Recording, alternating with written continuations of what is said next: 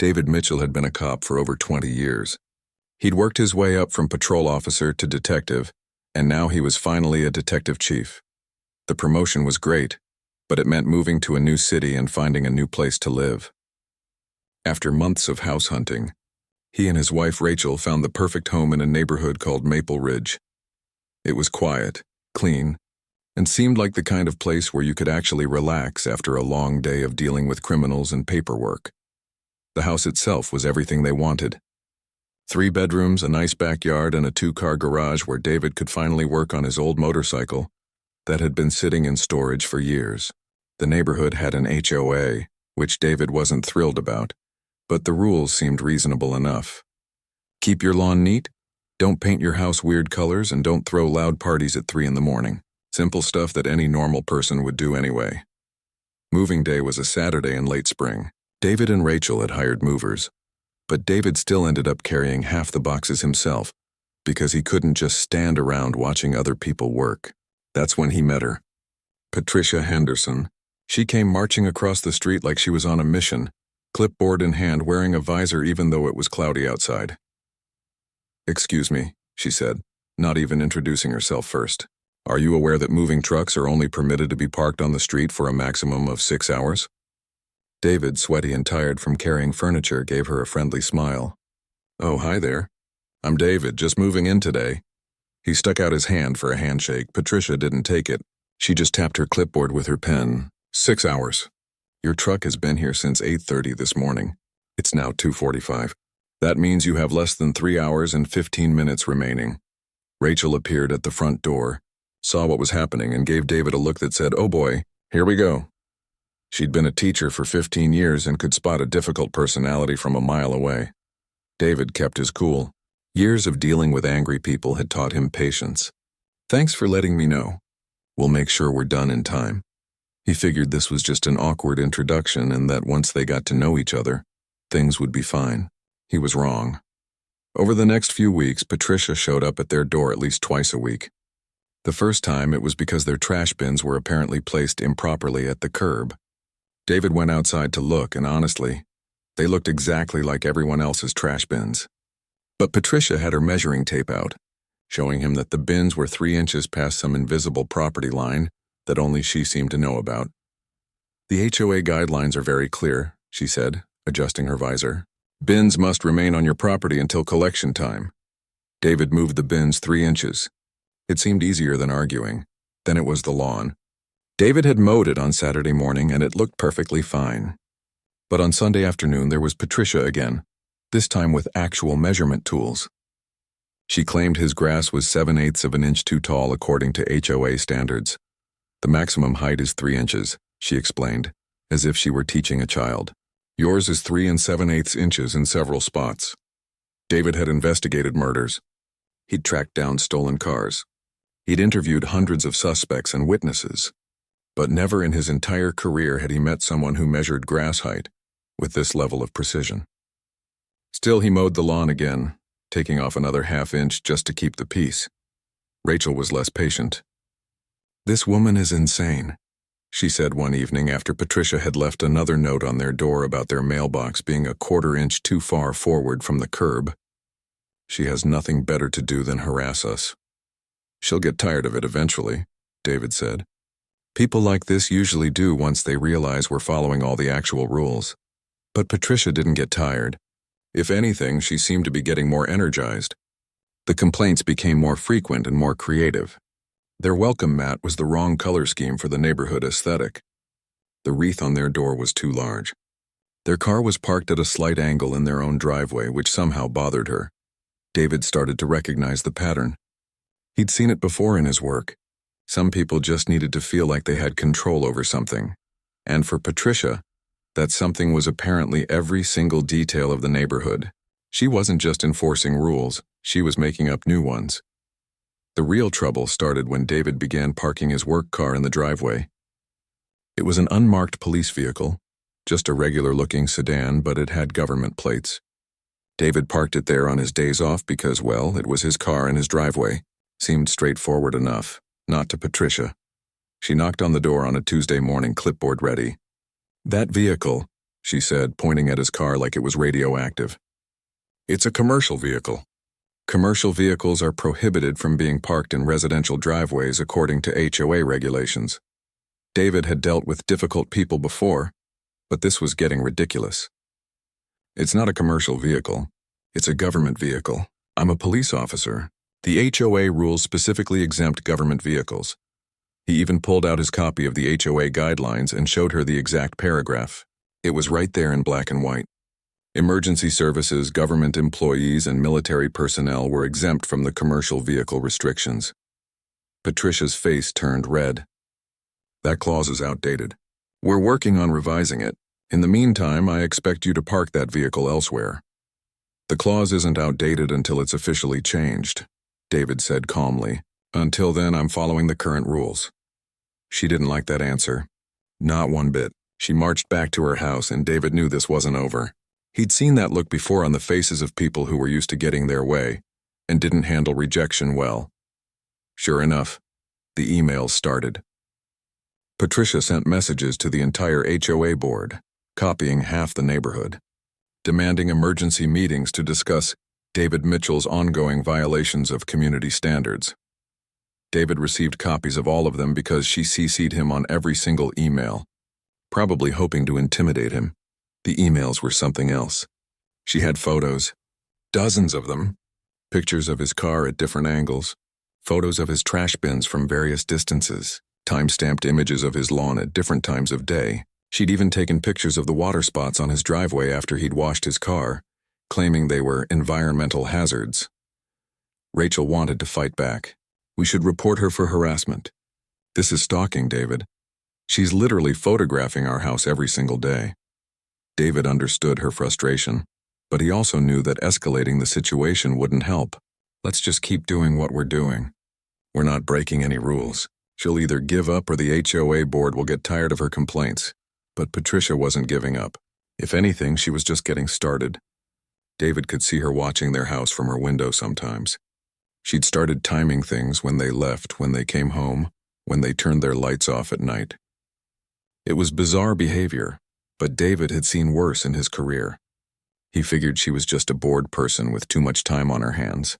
What David didn't realize was that Patricia had decided he was her enemy, and she wasn't going to stop until she'd either forced him out of the neighborhood or proven that she was right about him being a troublemaker. In her mind, his calmness was arrogance. His patience was condescension, and his refusal to bend to her made-up rules was a personal insult. The stage was set for something bigger. Patricia had crossed from annoying neighbor into something more obsessive, and David was about to find out just how far she was willing to go. Patricia's campaign against David kicked into high gear about 6 weeks after he moved in. She'd gone from annoying neighbor to full-time surveillance operation. David started noticing her curtains moving whenever he pulled into the driveway. She'd appear on her porch the moment he stepped outside. It was like living next to someone who had nothing else in their life except monitoring his every move. The HOA meetings became Patricia's stage. She called for special sessions at least twice a month, and David's name was always on the agenda. He started attending them just to defend himself, which is exactly what Patricia wanted.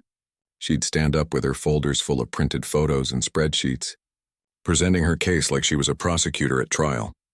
As you can see from Exhibit C, she'd say, holding up a photo of David's car. The vehicle in question has been parked in this position for 3 consecutive days. The angle of parking creates a visual disruption to the neighborhood's aesthetic harmony.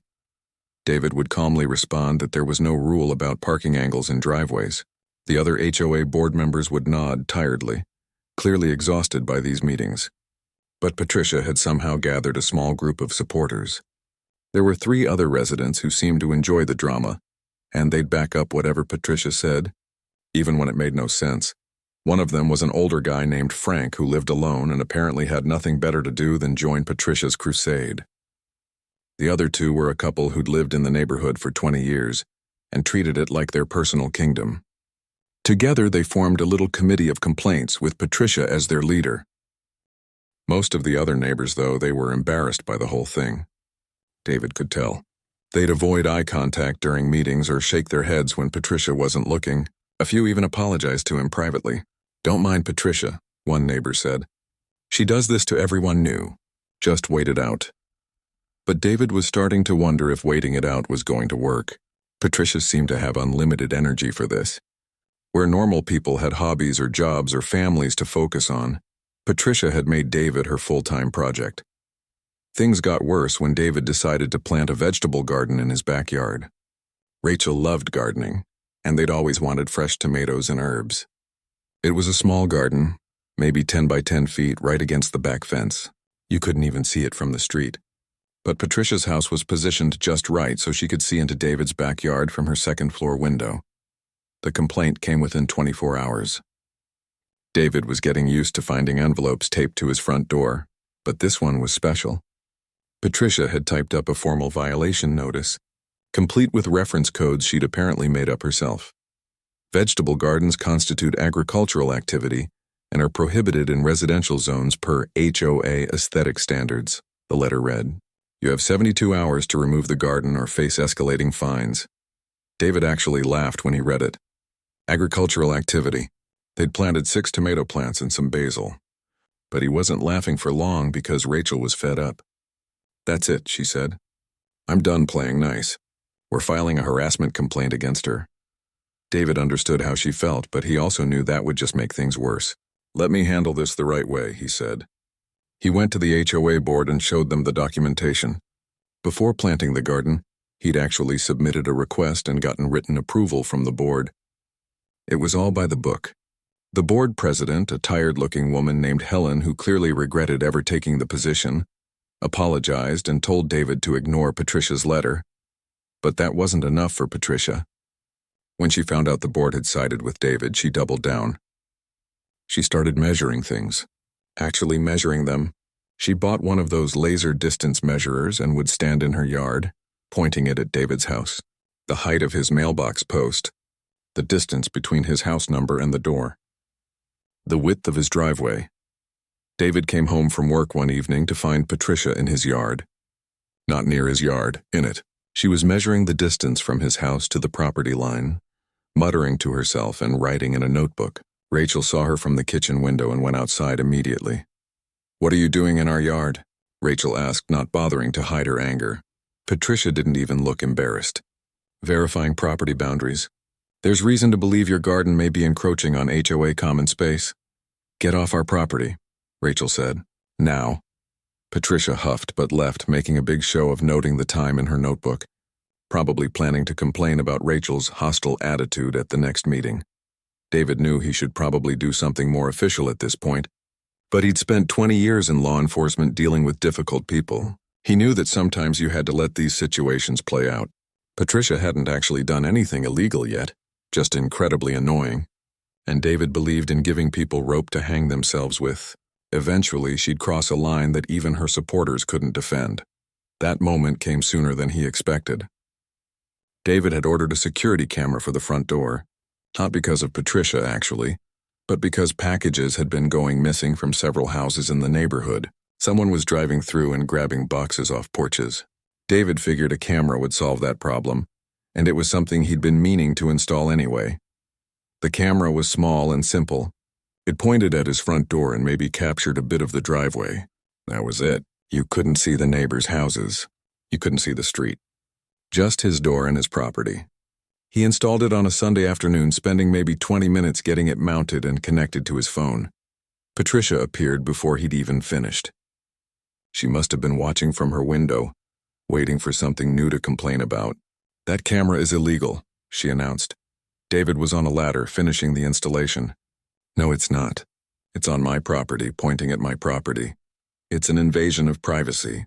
You're surveilling the neighborhood.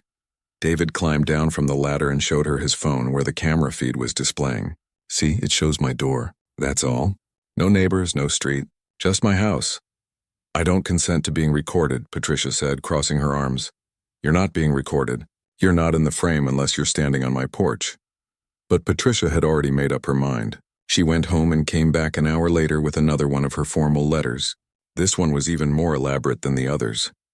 She claimed the camera violated privacy laws, HOA regulations, and possibly federal surveillance statutes. She demanded it be removed within 48 hours. David did what he'd been doing for weeks. He followed the proper channels. He submitted his camera installation to the HOA board, with photos showing exactly what it captured. The board approved it. Helen even emailed him privately saying, "I'm sorry you're dealing with this. We're looking into options for handling Patricia's behavior." But Patricia wasn't done, not even close. She sent emails to everyone in the neighborhood about David's spy camera. She posted warnings in the neighborhood Facebook group. She even printed flyers and put them in mailboxes, warning neighbors about the surveillance state being created by new residents who didn't respect community values. David's co-workers at the precinct found the whole thing hilarious. "So you're dealing with a real criminal mastermind, huh, Chief?" His lieutenant joked. "Better call in SWAT for the HOA violation." David laughed it off, but inside he was getting tired. He dealt with actual criminals all day. Murderers, thieves, people who hurt other people. Coming home to deal with someone measuring his mailbox and photographing his garden was wearing on him. Rachel was even more exhausted by it. She'd started taking different routes home just to avoid driving past Patricia's house. The breaking point was coming. David could feel it. Patricia's behavior was escalating. The letters were getting longer. The complaints were getting weirder. She'd started timing how long their porch light stayed on at night, claiming it created light pollution. She'd reported them for having their garage door open too long on Saturdays. She'd even complained about the type of flowers Rachel planted in the front bed, saying they attracted too many bees. David knew what was happening. He'd seen it in his work plenty of times. When people got fixated on something, when they built their entire identity around being right about one thing, they couldn't let it go. They'd keep pushing until something broke. Patricia had made David her enemy, and she wasn't going to stop until she'd won, whatever winning looked like in her mind. What David didn't know was just how far Patricia was willing to go, and how spectacularly it was all about to blow up in her face. It was a Saturday morning in early June, and David finally had a whole weekend off. No emergencies, no court appearances, no phone calls from the precinct, just 2 full days to relax. He'd been looking forward to this for weeks because he finally had time to work on his motorcycle. The old bike had been sitting in the garage since they moved in, and David was itching to get his hands dirty with some real mechanical work. He opened the garage door around 10:30 in the morning, letting the fresh air in. The sun was shining, birds were chirping, and David felt good for the first time in weeks. He was wearing old sweatpants and a faded t-shirt from the police academy that he'd had for probably 15 years. The shirt was so worn you could barely read the logo anymore. David had his toolbox out, parts spread on a clean tarp, and a small radio playing classic rock at a reasonable volume. Not loud, just enough to keep him company while he worked. He was completely absorbed in removing the carburetor when he heard footsteps on the driveway. He didn't even need to look up to know who it was. Patricia's footsteps had a particular rhythm by now, quick and purposeful, like someone marching into battle. "Excuse me," she said, her voice sharp. David looked up to see her standing at the edge of his garage, phone in hand, already recording. Of course she was recording. She recorded everything these days. "Morning, Patricia," David said, trying to keep his tone neutral. He went back to working on the carburetor. "That music needs to be turned off immediately. You're in violation of the noise ordinance." David glanced at his watch. It was 10:45 in the morning.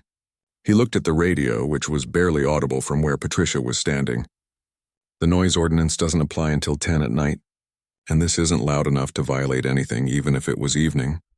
I can hear it from my house, go? Patricia, you can probably hear people talking in their backyards from your house. That doesn't mean it's too loud." David kept his voice calm and even. He'd learned a long time ago that staying calm often frustrated angry people more than arguing back. Patricia's face was already turning red. "You're also running an illegal auto repair business from your home. That's a clear violation of residential zoning laws." David actually chuckled at that one. "I'm working on my own motorcycle. That's not a business. That's a hobby. You have parts and tools. You're clearly operating a commercial enterprise. So everyone who owns a toolbox is running a business?" David put down his wrench and stood up, wiping his hands on a rag. "Patricia, I'm just spending my Saturday morning working on my bike. That's it. No customers. No money changing hands. Just me and my hobby." But Patricia wasn't listening. She never did. She'd made up her mind about what was happening, and nothing David said was going to change it. She started listing off violations, her voice getting louder with each one. The open garage door, the parts on the driveway, the music, the commercial vehicle parked in the driveway, which was his regular car that she'd never stopped complaining about. Other neighbors were starting to notice the commotion. David saw Tom from 2 houses down step out onto his porch, coffee cup in hand, watching with interest. Mrs. Chen from across the street was getting her mail but had stopped to listen. A couple of teenagers on bikes had slowed down to see what was happening. "Patricia," David said, keeping his hands visible and his posture non-threatening. Years of training kicked in automatically. "I'm not doing anything wrong. I'm following all the rules. I'm just asking you to please let me enjoy my weekend." That was apparently the wrong thing to say. Patricia took a step forward, her phone thrust out to capture David's face. "You think you're above the rules? You think because you're new here you can just do whatever you want? Well, I've been living in this neighborhood for 12 years and I won't let people like you ruin it." David took a step back, creating distance. He could see this was spiraling. Patricia was working herself up into something bigger. Her small group of supporters had appeared too. Frank was standing on his lawn next door, arms crossed, nodding along with whatever Patricia said. The older couple who always backed her up were watching from their porch. "I think you need to calm down," David said quietly. "I'm going to go back to working on my bike. You're welcome to file whatever complaint you want with the HOA, just like you always do." He turned back to his motorcycle, hoping she'd leave. But Patricia didn't leave. Instead, she started shouting. Really shouting. Accusing him of harassment, of deliberately trying to drive her out of the neighborhood, of thinking he was better than everyone else. David heard more people coming out of their houses. This was turning into a scene exactly what he'd been trying to avoid for months. He stayed facing his motorcycle, not engaging, hoping she'd run out of steam. Then he heard the words that made his stomach drop. "I'm calling 911. There's a threatening individual here and I don't feel safe." David turned around. "Patricia, don't do that." "I'm not threatening you. I'm working on my bike." But she'd already pulled up her phone and was dialing. She took several steps back as if David was approaching her, even though he hadn't moved. "Yes, I need police," she said into the phone. "There's a man running an illegal business from his home and he's being aggressive and threatening." David couldn't believe what he was hearing. Aggressive? He'd barely raised his voice. Threatening? He'd been standing by his motorcycle the entire time. This was insane. But he also knew exactly what was about to happen. He'd been on the other side of these calls hundreds of times. "He's disturbing the peace and I feel unsafe." Patricia continued into the phone. Her voice had changed, taking on a frightened quality that definitely wasn't there a minute ago. "Please send someone quickly. I don't know what he might do." Several neighbors were filming now. The situation had gone from annoying to potentially serious. David knew he needed to handle this perfectly. He walked calmly into his house, leaving the garage door open. He went to the bathroom and washed the grease off his hands. Then he changed out of his old clothes and put on a clean polo shirt and jeans. He wanted to look as non-threatening as possible for when the officers arrived. Rachel came downstairs, having heard the commotion. "What's going on?" "Patricia called the cops," David said, his voice tired but not surprised. "She what?" Rachel looked out the window and saw Patricia standing at the end of the driveway, surrounded by her supporters, phone still out and recording. "This is ridiculous. You need to file charges against her for this." "Let's just see how this plays out," David said. He had a feeling this situation was about to resolve itself in a way that no one, especially Patricia, was expecting. They didn't have to wait long. About 15 minutes after Patricia made the call, David saw the flash of red and blue lights coming down the street. 2 patrol cars pulled up in front of his house, lights on but no sirens. David took a deep breath. This was it. Patricia was still at the end of the driveway, now with at least 5 or 6 other neighbors gathered around. Some were clearly supporting her, nodding along with whatever she was saying. Others looked uncomfortable, like they knew this had gone too far but didn't know how to stop it. More neighbors had come outside to watch. It wasn't every day that police showed up in Maple Ridge. People were on their porches, standing in their yards, some clearly recording on their phones.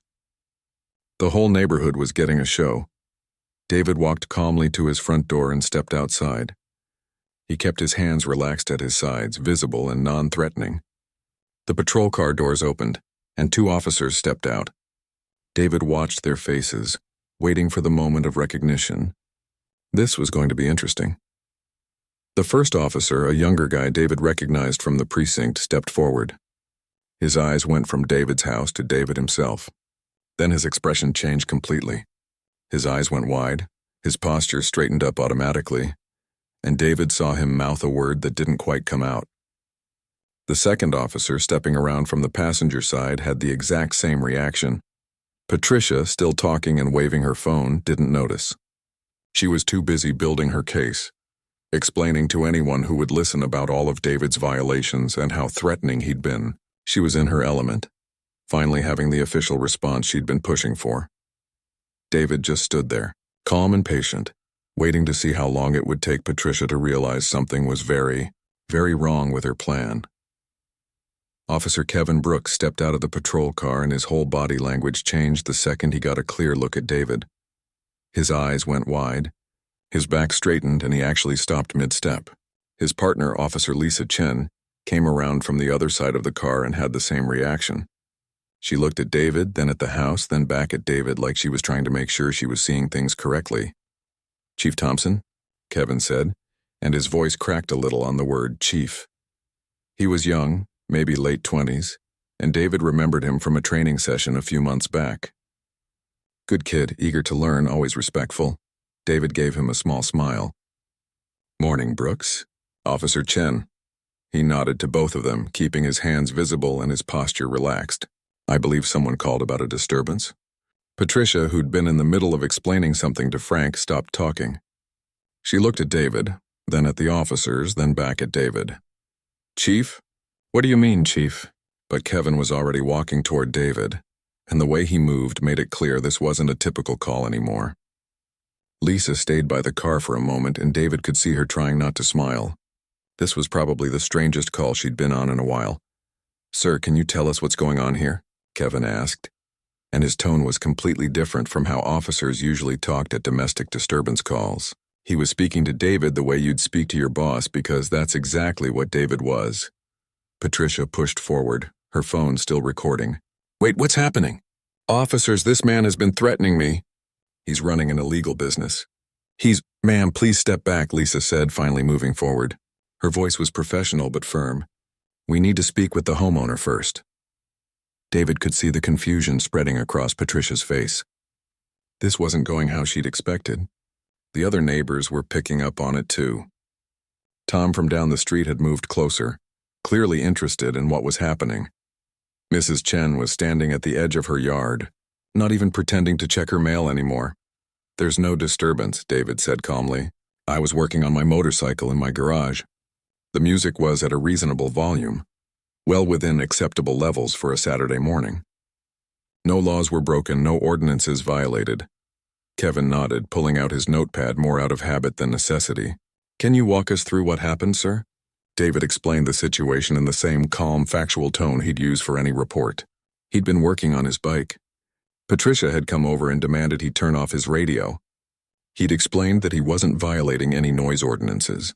She'd escalated, accusing him of running a business, and then called 911 claiming he was threatening her.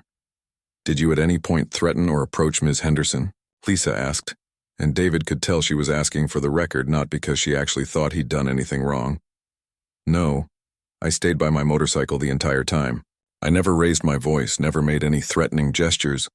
When she started shouting, I actually backed away to create more space." Patricia was starting to look worried now. The confident expression she'd worn when the cops first arrived was cracking. "But he's been violating HOA rules for months." "Ada, ma'am," Kevin said, turning to face her. "Can you explain the nature of your complaint? You told dispatch there was a threatening individual and that you felt unsafe. He was being aggressive, and he's running an illegal business out of his garage."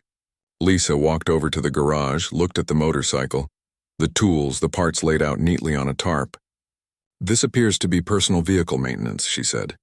"I don't see any evidence of a commercial operation. But the noise—" "What noise?" Kevin asked. The radio was still playing in the garage, barely audible from where they were standing. "That radio? Ma'am, that's not a noise violation. It's 10:45 on a Saturday morning and I can barely hear it from here." Patricia's face was cycling through different shades of red now. "You don't understand. He's been causing problems since he moved in. He parks commercial vehicles in his driveway. He has cameras everywhere.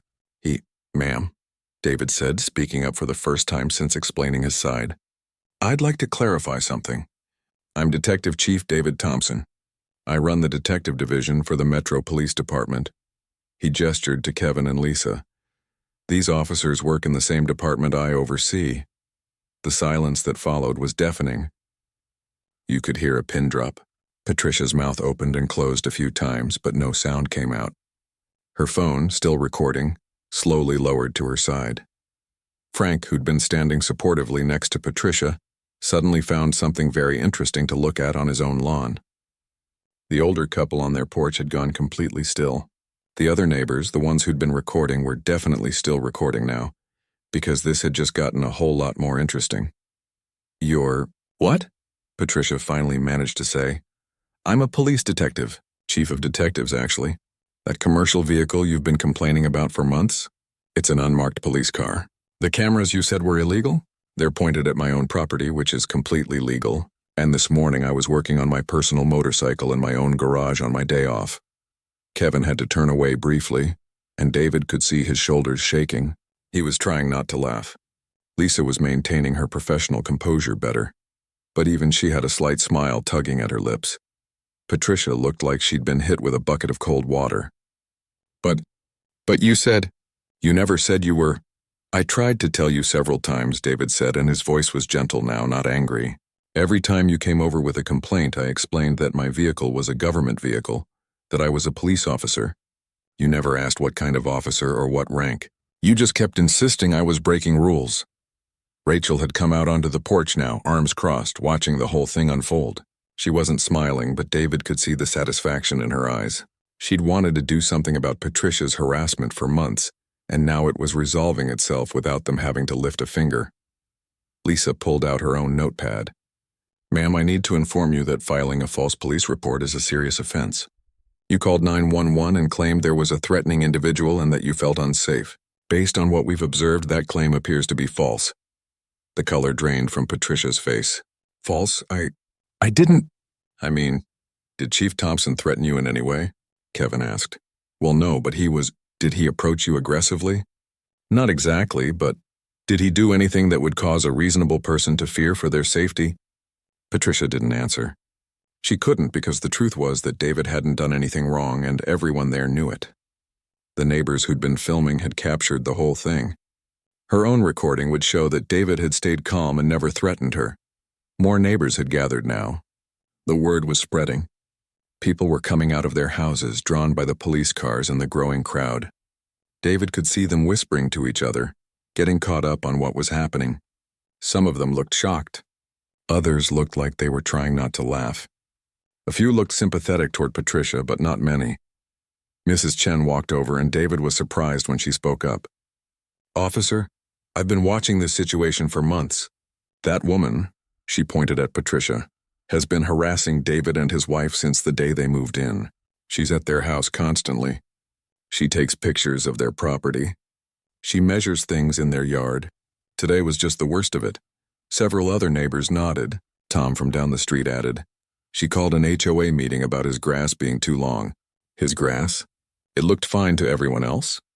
Patricia looked around at the neighbors, realizing that her support was crumbling. Frank had already retreated to his house. The older couple had gone inside. Even the teenagers on bikes were laughing now, not bothering to hide it. Kevin closed his notepad. Ma'am, we're going to file a report about this incident. Chief Thompson would be within his rights to pursue charges for filing a false report, though that's his decision to make.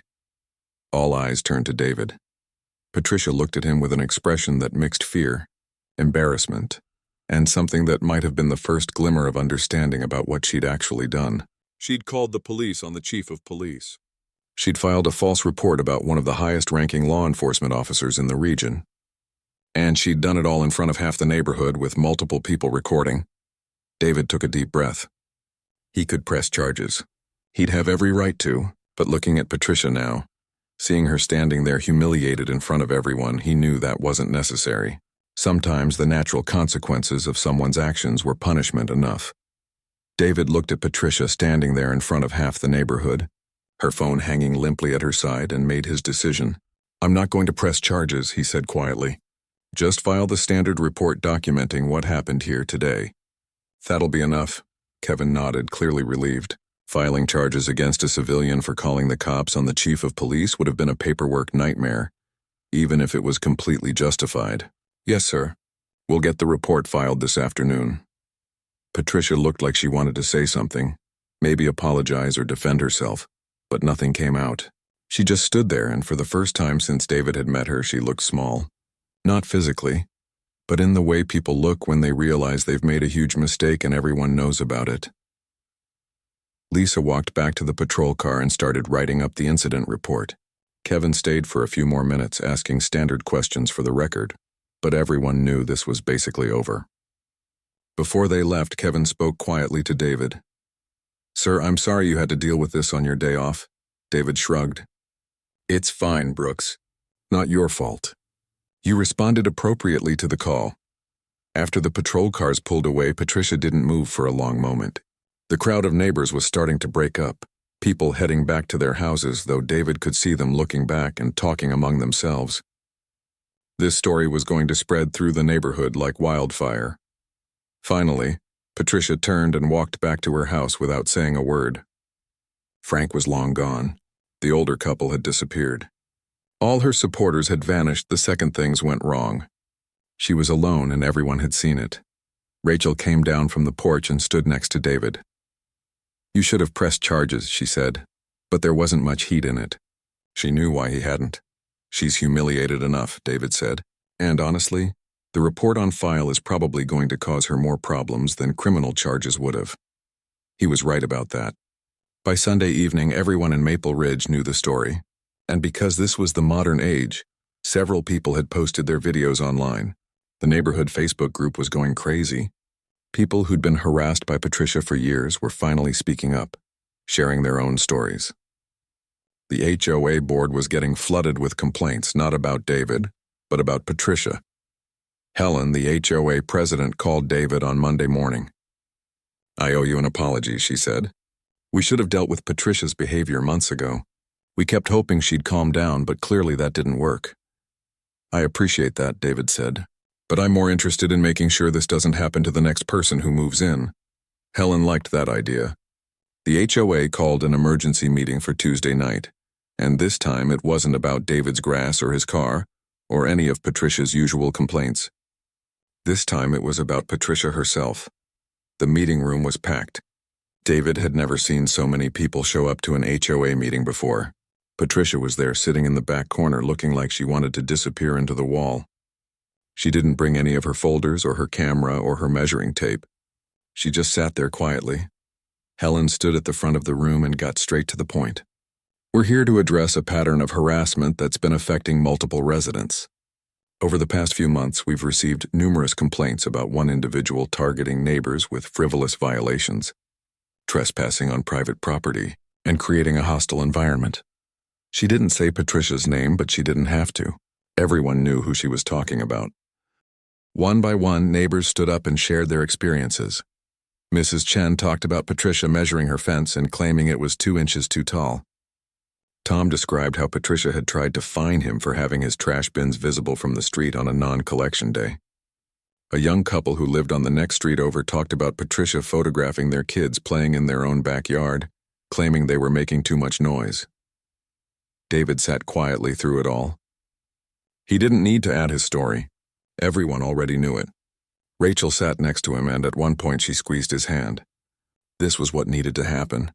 Not revenge, but accountability. When everyone had spoken, Helen addressed Patricia directly. "Ms. Henderson, the board has decided to issue you a formal warning for harassment and misuse of HOA resources. You're being removed from any informal enforcement role, effective immediately. If there are any further incidents of this nature, we'll be forced to take additional action, potentially including fines or other penalties." Patricia didn't argue. She didn't defend herself. She just nodded and left the meeting early, walking out while people were still talking, but Helen wasn't done. "We're also going to implement some new policies," she said, looking at David. "Chief Thompson has volunteered to help us create better guidelines for handling neighbor disputes. We want to make sure this neighborhood is welcoming to everyone, not just people who've been here the longest. David did help. Over the next few weeks, he worked with the HOA board to write up new rules about harassment, frivolous complaints, and proper dispute resolution. They created a mediation process so neighbors could work out problems before they escalated. They also put limits on how many complaints one person could file in a month, specifically to prevent someone from using the HOA as a weapon against people they didn't like. As for Patricia, she kept to herself after that. David would see her occasionally getting her mail or leaving for work, but she never came over to complain again. She didn't attend HOA meetings. She didn't measure anyone's grass. It was like she'd become a ghost in her own neighborhood. About 4 months later, David noticed a for sale sign go up in Patricia's yard. Rachel saw it too. "She's moving," she said. "Probably for the best," David replied. "Fresh start somewhere new. Maybe she'll learn from this." A week before the moving truck came, David found an envelope in his mailbox. Inside was a single piece of paper with just a few words written on it. "I'm sorry for my behavior." It was signed by Patricia. The note was stiff and formal, the bare minimum of an apology, but it was something. David figured that was probably the best he was going to get, and honestly, it was enough. After Patricia moved out, the neighborhood changed. It felt lighter somehow, less tense. The new family that bought her house was nice, friendly people with 2 young kids. They introduced themselves to David properly, and he helped them move some furniture in. No measuring tapes, no clipboards, no accusations. Just normal neighbor stuff. David finally finished restoring his motorcycle that fall. He'd take it out on Saturday mornings, riding through the neighborhood before heading out to the country roads beyond town. People would wave as he went by. Kids would point at the bike and smile. It was exactly the kind of peaceful life he'd been hoping for when they moved to Maple Ridge. The story didn't die, though. It became one of those neighborhood legends that gets told to every new resident. Did you hear about the time someone called the cops on the police chief? It always got a laugh, and then someone would explain the importance of treating your neighbors with respect and not making assumptions about people. Rachel loved telling people the ending. "The best part," she'd say, "is that David never had to do anything. He just stayed calm, followed the rules, and let Patricia dig her own hole. Sometimes the best way to handle a bully is to just let them show everyone who they really are." David agreed with that. In his line of work, he'd learned that patience and doing things the right way usually paid off in the end.